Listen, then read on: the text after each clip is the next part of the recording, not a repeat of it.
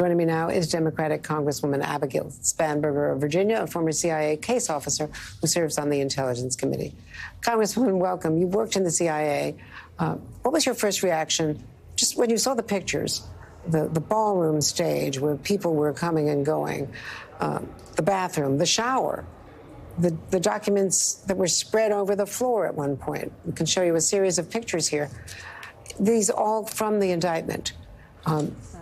And in the indictment, Donald Trump discussing Iran war plans. How dangerous is all of this to national security and to the way our allies view us, especially those in the Five Eyes group, the five closest allies who share very, very sensitive intelligence? Well, as you were mentioning, these documents were spread across a building, bathrooms, stages, and without any security precautions. And as a former CIA officer, I used to collect the information, write up the intelligence reports that would be the source material for the finished reports that the president, the former president, so cavalierly stored in boxes at his home. Now, the precautions, the protocols that we had at CIA was everything gets locked up. They get locked, documents, classified information. It gets stored on a classified system. It gets stored in a safe, which is then stored in a SCIF. Right? The precautions that we took to safeguard America's secrets and safeguard, America's planning, safeguard the information provided to us by our partners and allies. Those precautions were extraordinary because the importance of this information is extraordinary to our national security, to the lives of our service members, to our plans and intentions, and the fact that it would be just haphazardly strewn across the Mar-a-Lago resort is just unthinkable.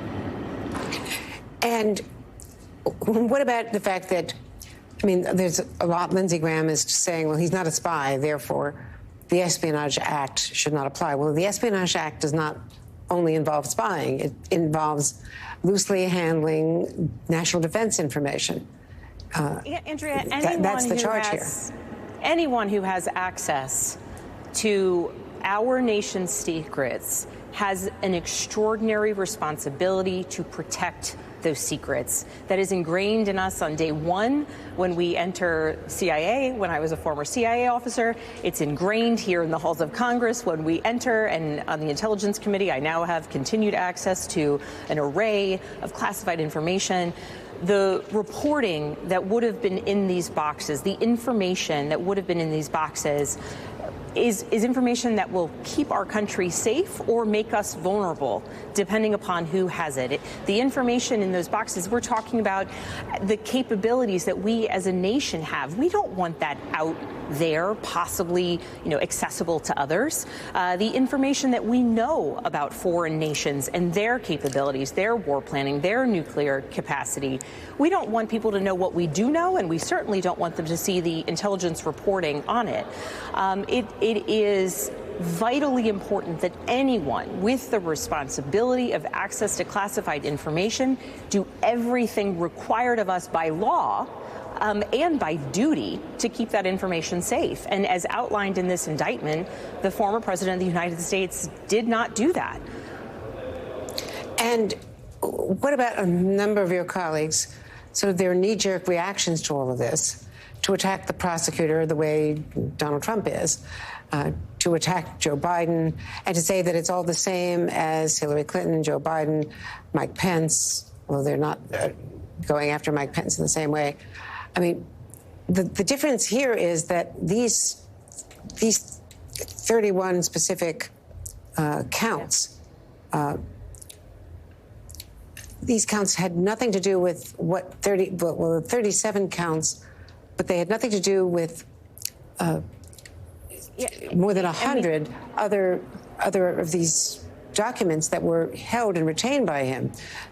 So these are only the specific documents that were kept after the subpoena, and actually a curated version of these, of what was held after he had defied a subpoena and, according to their evidence at least, moved things around and lied to his own attorneys and tried to play hide and seek with the FBI. That's right. This goes far beyond actually even possessing these documents, right? Which in and of itself is stunning to me.